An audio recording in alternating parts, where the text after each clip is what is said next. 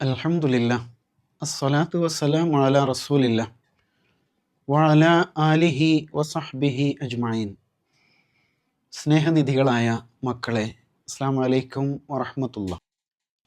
ഇന്നത്തെ ക്യൂ സ്പോട്ടിലേക്ക് എല്ലാവർക്കും ഹൃദ്യമായ സ്വാഗതം. നാം സൂറ അൽ ബയ്യിന ആണല്ലോ പഠിച്ചുകൊണ്ടിരിക്കുന്നത്. കഴിഞ്ഞ ക്ലാസ്സിൽ ഒന്നാമത്തെ ആയത്തിൻ്റെ അർത്ഥവും ആശയവും നാം മനസ്സിലാക്കുകയുണ്ടായി. ഈ ആയത്തിലെ ഏറ്റവും ഇമ്പോർട്ടൻ്റ് ആയിട്ടുള്ള പാർട്ട് ഏതാണ് എന്ന് ചോദിച്ചാൽ അൽ ബയ്യിന എന്ന വാക്ക് തന്നെയാണ് ഏറ്റവും പ്രധാനം. അതുകൊണ്ട് തന്നെയാണ് ഈ സൂറയുടെ പേര് തന്നെ അൽ ബയ്യിന ആയത്, അല്ലേ? അൽ ബയ്യിന വരുന്നത് വരെ അവർ, വേദക്കാരും ബഹുദൈവവാദികളുമായ സത്യനിഷേധികൾ, അവരുടെ തെറ്റായ നിലപാടുകളിൽ നിന്ന് വിരമിക്കുന്നവരായിട്ടില്ല, തെറ്റായ നിലപാട് ഉപേക്ഷിച്ചിരുന്നില്ല. റസൂൽ സല്ലല്ലാഹു അലൈഹി വസല്ലം എന്തുകൊണ്ടാണ് ഖുർആൻ അൽ ബയ്യിന, the proof, the clear evidence എന്നൊക്കെ വിളിച്ചത്? റസൂല് തന്നെ അള്ളാഹു ഉണ്ട് എന്നതിൻ്റെ തെളിവാണ്, റസൂലാണ് എന്നതിൻ്റെ തെളിവാണ് എന്ന രൂപത്തിൽ അള്ളാഹു തആല അൽ ബയ്യിന എന്ന വാക്ക് ഇവിടെ അവതരിപ്പിക്കുകയാണ്. അതിൻ്റെ കാരണം എന്തായിരിക്കും? നിങ്ങൾ പഠിച്ചു നോക്കൂ. ചരിത്രപരമായിട്ട് നബി സല്ലല്ലാഹു അലൈഹി വസല്ലമയിലൂടെയാണല്ലോ ഈ ഖുർആൻ അവതരിച്ചത്. 6236 ആയത്തുകൾ അവതരിച്ചിട്ടുണ്ട്, അല്ലേ? എപ്പോഴാണ് അവതരിച്ചത്? 14 നൂറ്റാണ്ട് മുമ്പാണ്. ഇന്നും നമ്മൾ ഓതിക്കൊണ്ടിരിക്കുന്നു, പഠിച്ചുകൊണ്ടിരിക്കുന്നു. ആലോചിച്ച് നോക്കൂ. അതിൽ ഇന്നേ വരെ ഒരു വിധത്തിലുള്ള മാറ്റത്തിരുത്തൽ ഉണ്ടായിട്ടില്ല. ഒരക്ഷരത്തിൽ, ഒരു ഹർക്കത്തിൽ പോലും ഒരു മാറ്റം ഉണ്ടായിട്ടില്ല, അല്ലേ? അതേസമയം റസൂൽ ആരാണ്? റസൂല് അറേബ്യയിൽ മക്കയിൽ ജനിച്ച ഒരാളാണ്. നമുക്കറിയാം, കുട്ടിക്കാലമൊക്കെ വളരെ പ്രയാസത്തിലായിരുന്നു. ജനിക്കുന്നതിന് മുമ്പ് വാപ്പ മരണപ്പെട്ടു പോയി, കുട്ടിയായിരിക്കെ ഉമ്മയും മരണപ്പെട്ടു പോയി, അല്ലേ? പിന്നീട് എങ്ങനെ ജീവിക്കുന്നത്? ആട്ടിടയനായിട്ട് ജീവിക്കുന്നുണ്ട്, പിന്നെ കച്ചവടക്കാരനായിട്ട് ജീവിക്കുന്നുണ്ട്. മക്കയിലെ ആളുകളുടെ കളിക്കൂട്ടുകാരനായിരുന്നു റസൂൽ സല്ലല്ലാഹു അലൈഹി വസല്ലം. അങ്ങനെയുള്ള ഒരാൾ 40 വയസ്സായപ്പോൾ പെട്ടെന്ന് ഇങ്ങനെ വലിയ വലിയ ആശയങ്ങൾ വിളിച്ചു പറയാണ്. ഇതെങ്ങനെ സംഭവിച്ചു? റസൂലിനെ കുറിച്ച് വേറൊരു കാര്യം മനസ്സിലാക്കേണ്ടത്, റസൂലിന് അക്ഷരജ്ഞാനം ഉണ്ടായിരുന്നില്ല, എഴുതാനും വായിക്കാനും അറിയുമായിരുന്നില്ല എന്നാണ്, അല്ലേ? നമ്മൾ പിന്നീട് പഠിക്കുന്നുണ്ട്, ഇഖ്റ ബിസ്മിൽ പഠിക്കും. അപ്പോൾ നമ്മളെപ്പോലെ എഴുതാനും വായിക്കാനൊന്നും അറിയാത്ത ഒരാൾ ഇത്രയും മഹത്തരമായ വചനങ്ങൾ അവതരിപ്പിക്കുകയാണ്. അപ്പോൾ ആ റസൂല് തന്നെ എന്താണ്? ഒരു തെളിവാണ്, ഒരു ദൃഷ്ടാന്തമാണ്, അല്ലേ? കാരണം ഇത് റസൂൽ സ്വയം സംസാരിക്കുകയല്ല, റസൂലിലൂടെ അല്ലാഹു തആല വചനങ്ങൾ അവതരിപ്പിക്കുകയാണ് ചെയ്യുന്നത് എന്നതാണ്. അല്ലാതെ റസൂൽ അങ്ങനെ പറഞ്ഞതുകൊണ്ട് റസൂൽ അത്ഭുതമായി എന്നല്ല. നിരക്ഷരനായ ആ മനുഷ്യനിലൂടെയാണ് ഈ വചനങ്ങൾ അവതരിക്കുന്നത്. അപ്പം അത് വലിയ ഒരു പാഠമാണ്. നമുക്ക് ചിന്തിക്കാൻ ഒരുപാടുണ്ട് അതിൻ്റെ പിന്നിൽ. അതാണ് ഏറ്റവും പ്രധാനപ്പെട്ടത്. ഒരിക്കൽ ഖുർആനിനെ തള്ളിപ്പറയുന്ന ആളുകളോട് റസൂൽ സല്ലല്ലാഹു അലൈഹി വസല്ലം തിരിച്ച് ചോദിക്കുന്നുണ്ട്, ഫഖദ് ലബിസ്തു ഫീക്കും ഉംറൻ മിൻ ഖബ്ലി അഫലാ തഅഖിലൂൻ. സൂറത്ത് യൂനുസ് 16-ാമത്തെ ആയത്തിലാണ്. ഞാൻ നിങ്ങളോടൊപ്പം ദീർഘമായ ഒരു കാലം ജീവിച്ചതല്ലേ, നിങ്ങളുടെ കളിക്കൂട്ടുകാരനായിട്ട്, നിങ്ങളോടൊപ്പം ആടുമേയ്ക്കുന്നവനായിട്ട്, നിങ്ങളോടൊപ്പം കച്ചവട യാത്ര ചെയ്യുന്നവനായിട്ട് ജീവിച്ച ഒരു മുഹമ്മദാണ് ഞാൻ. അപ്പോൾ എന്നിലൂടെ ഇപ്പോൾ അവതരിക്കുന്നത് ദൈവികമായ വെളിപാടുകളാണ് എന്നതാണ്. പിന്നെ ആ റസൂലിൻ്റെ ജീവിതം പരിശോധിച്ച് നോക്കുക. ആരാ റസൂലിനെ അൽ അമീൻ എന്ന് വിളിച്ചത്? വിശ്വസ്തൻ, സാദിഖ്, സത്യസന്ധൻ. ആരാ വിളിച്ചത്? സത്യവിശ്വാസികളാണോ? അല്ല. റസൂൽ ആകുന്നതിൻ്റെ മുമ്പ് മക്കയിലുണ്ടായിരുന്ന ആളുകളാണ് റസൂലിനെ അങ്ങനെ വിളിച്ചത്. അത്രയും നല്ല വ്യക്തിത്വത്തിൻ്റെ, പേഴ്സണാലിറ്റിയുടെ ഉടമയായിരുന്നു റസൂൽ സല്ലല്ലാഹു അലൈഹി വസല്ലം. ആർക്കും ഒരു കുറ്റവും കുറവും പറയാനില്ലാത്ത അത്രയും നല്ല സ്വഭാവമുള്ള ആളായിരുന്നു, അല്ലേ? അതിനാൽ ഒരിക്കൽ പോലും കള്ളം പറയാത്ത ഈ മനുഷ്യൻ ഇങ്ങനെ ഒരു വചനം അവതരിപ്പിക്കുമ്പോൾ അതൊന്ന് പഠിച്ചൂടെ? ഒറ്റ വാക്കിൽ ഇത് ശരിയല്ല എന്ന് പറയുന്നതിന് പകരം ഇതുവരെ കള്ളം പറയാത്ത മുഹമ്മദിലൂടെയാണ് ഖുർആൻ അവതരിച്ചതെങ്കിൽ അതിലെന്തോ കാര്യം ഉണ്ടാവും എന്ന നിലയ്ക്കൊന്ന് പഠിക്കാൻ ശ്രമിച്ചൂടെ? അതിനാൽ ഈ റസൂല് തന്നെ ഒരു എവിഡൻസ് ആണ്, നിങ്ങൾ ശരിക്കും പഠിച്ചു നോക്കുകയാണെങ്കിൽ എന്നാണ് അല്ലാഹു തആല ഈ പറഞ്ഞു വന്നതിൻ്റെ ചുരുക്കം. ഇനി 2-ാമത്തെ ആയത്തിലേക്ക് പോകാം നമുക്ക്. റസൂലും മിനല്ലാഹി യത്ലൂ സുഹുഫൻ മുതഹ്ഹറ. അൽ ബയ്യിന എന്ന വാക്കോടെയാണ് കഴിഞ്ഞ ആയത്ത് അവസാനിച്ചത് അല്ലേ? അടുത്ത ആയത്ത് തുടങ്ങുന്നത് ബയ്യിന റസൂലും മിനല്ലാഹ് എന്നാണ്. ആ റസൂലാണ് ബയ്യിന, ദൃഷ്ടാന്തം. റസൂലും മിനല്ലാഹ് അവിടെ നമ്മൾ മണിച്ചു പാരായണം ചെയ്യും. യത്ലൂ സുഹുഫൻ മുതഹ്ഹറ, യത്ലൂ അങ്ങനെ വായിക്കണം. സുഹുഫൻ മുതഹ്ഹറ അവിടെയും ചേർത്ത് മണിക്കണം. റസൂൽ ദൂതൻ എന്നാണ് അർത്ഥം. നേരത്തെ അതുമായി ബന്ധപ്പെട്ടൊരു വാക്ക് നമ്മൾ പഠിച്ചിരുന്നു, അയച്ചു എന്ന അർത്ഥത്തിൽ. അർസല, ഓർക്കുന്നുണ്ടാവും. അപ്പോൾ അർസല അലൈഹിം ത്വയ്റൻ അബാബീൽ എന്ന് നമ്മൾ പഠിച്ചില്ലേ? ആ ആയത്ത് സൂറത്തുൽ ഫീലിലായിരുന്നു അല്ലേ? അത് അവിടെ അർസല എന്ന വാക്ക് വന്നിട്ടുണ്ട്. അപ്പോൾ അർസല അലൈഹിം ത്വയ്റൻ അബാബീൽ, അർസല അയച്ചു എന്നാണ്. അപ്പോൾ റസൂൽ ആരെയാണോ അയച്ചത് അയാൾക്കാണ് റസൂൽ എന്ന് പറയാം. അല്ലെങ്കിൽ മുർസൽ എന്ന വാക്കാണ് ഉപയോഗിക്കാം. റസൂലുൻ ദൈവദൂതൻ എന്ന് പറയാം.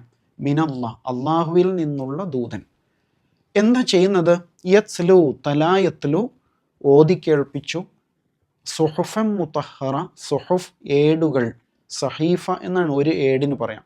സുഹുഫ് ഏടുകൾ, മുതഹ്ഹറ വിശുദ്ധമായ പരിശുദ്ധമായ ഏടുകൾ ഓതി കേൾപ്പിക്കുന്ന അള്ളാഹുവിൻ്റെ ദൂതൻ എന്നാണ് ആയത്തിൻ്റെ അർത്ഥം. റസൂലും മിനല്ലാഹ്. അപ്പോൾ അത് തന്നെ വലിയൊരു കാര്യമാണ്. അള്ളാഹുവിൽ നിന്നുള്ള ദൂതൻ എന്ന് കണക്ട് ചെയ്ത് പറഞ്ഞിരിക്കുകയാണ്. അപ്പം അത് അള്ളാഹുവിൽ നിന്നുള്ള ദൂതനാണ്, അതുകൊണ്ട് നിങ്ങൾക്ക് വിശ്വസിക്കാം എന്നാണ് ഉദ്ദേശം. എന്താണ് പ്രവാചകൻ ചെയ്യുന്നത്? തലായത്ലു എന്ന് പറഞ്ഞാൽ വാക്കിൻ്റെ അർത്ഥം എന്താണെന്നറിയോ? പിന്തുടരുക എന്നാണ്. പിന്തുടരുക, ഒന്നിനെ പിന്തുടർന്ന് സഞ്ചരിക്കുന്നതിനാണ് തല എന്ന് പറയാം. ഇനി വരാൻ പോകുന്ന സൂറയില്ലേ, സൂറത്തു ഷംസ്, അതിൽ വൽ ഖമരി ഇദാ തലാഹ എന്ന് വരുന്നുണ്ട്. വൽ ഖമരി ഇദാ തലാഹ, സൂര്യനെ പിന്തുടരുന്ന ചന്ദ്രൻ. അങ്ങനെയല്ലേ നമുക്ക് അനുഭവപ്പെടുക? സൂര്യൻ അസ്തമിച്ച് കഴിയുമ്പോഴാണ് അതിനെ തുടർന്ന് ചന്ദ്രൻ പ്രത്യക്ഷപ്പെടുന്നത്. അപ്പോൾ ശരിക്കും തല എന്ന് പറഞ്ഞാൽ പിന്നാലെ പോകാമെന്നാണ്. അപ്പോൾ നമ്മൾ ഖുർആൻ ഓതുകയാണെങ്കിൽ അവിടെ ഒരു തിലാവ നടക്കുന്നുണ്ട്, പിന്തുടരൽ. നമ്മൾ ഖുർആൻ ഇങ്ങനെ നോക്കി ഓതുമ്പോൾ നമ്മുടെ കണ്ണ് ആ അക്ഷരങ്ങൾ പിന്തുടരുന്നുണ്ട് അല്ലേ? അതുപോലെ നമ്മുടെ ചുണ്ടും നാവും അക്ഷരങ്ങൾ പിന്തുടരുന്നുണ്ട്. നമ്മൾ ശബ്ദത്തിൽ ഓതുമ്പോൾ നമ്മുടെ ചെവി തന്നെ നമ്മുടെ ശബ്ദത്തെ പിന്തുടരുന്നുണ്ട്.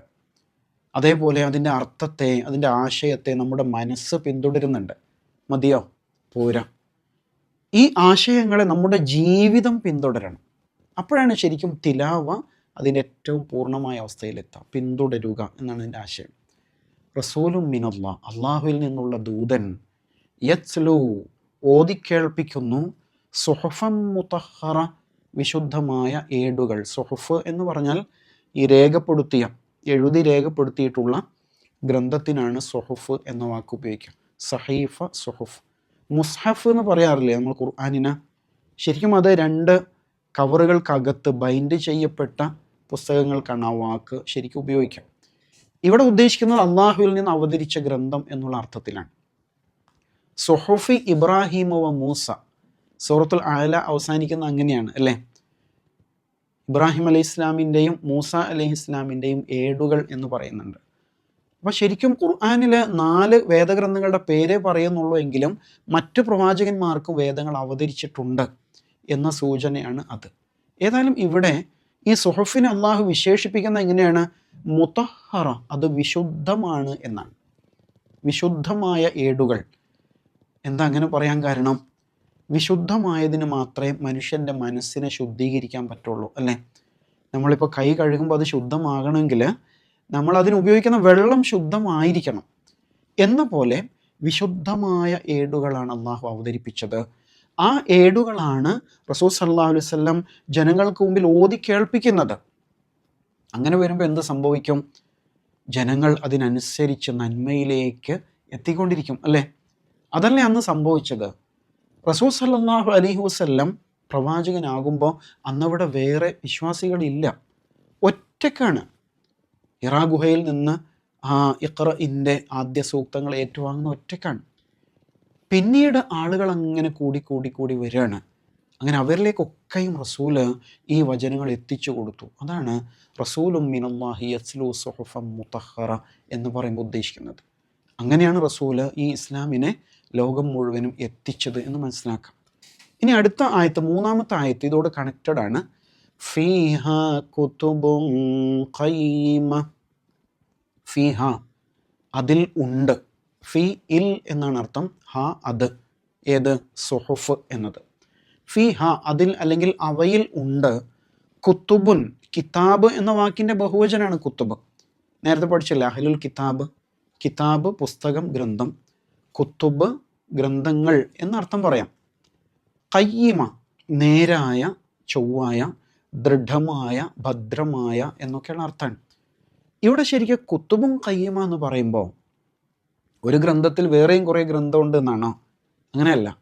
മറിച്ച് ഭദ്രമായ കൽപ്പനകൾ, നിയമങ്ങൾ എന്നൊക്കെയാണ് അർത്ഥം. ഈ കത്തബ എന്ന വാക്കിന് അങ്ങനെ ഒരു പ്രത്യേകതയുണ്ട്. കത്തബ എഴുതി എന്നാണ് അർത്ഥം.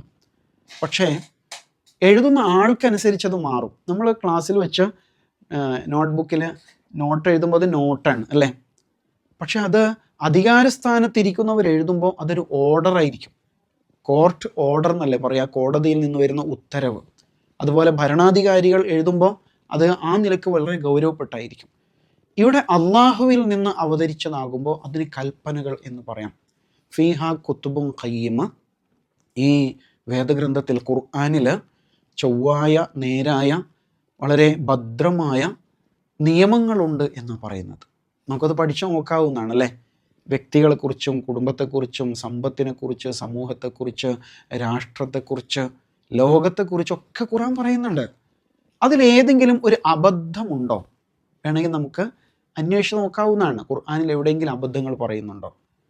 ഇതുവരെ ആർക്കും കണ്ടെത്താൻ പറ്റിയിട്ടില്ല. പലരും പറയാൻ ശ്രമിക്കുന്നുണ്ട്. പക്ഷെ അതൊന്നും സത്യമല്ല എന്ന് മനസ്സിലാക്കാൻ പറ്റും. ഇതുവരെ വിശുദ്ധ ഖുർആനിൽ ഒരബദ്ധവും ആർക്കും കാണാൻ പറ്റിയിട്ടില്ല എന്നുള്ളതാണ്. ഖുർആൻ തന്നെ പറയുന്നുണ്ട്, അത് അഫല യതദബ്ബറൂനൽ ഖുർആൻ. നിങ്ങൾ ഖുർആനെ കുറിച്ച് ചിന്തിക്കുന്നില്ലേ? ഈ ഖുർആൻ എങ്ങാനും അള്ളാഹു അല്ലാത്ത മറ്റാരെങ്കിലുമാണ് അവതരിപ്പിച്ചതെങ്കിൽ നിങ്ങൾക്ക് ഒരുപാട് ഭിന്നതകൾ ഇതിൽ കണ്ടെത്താൻ പറ്റുമായിരുന്നു.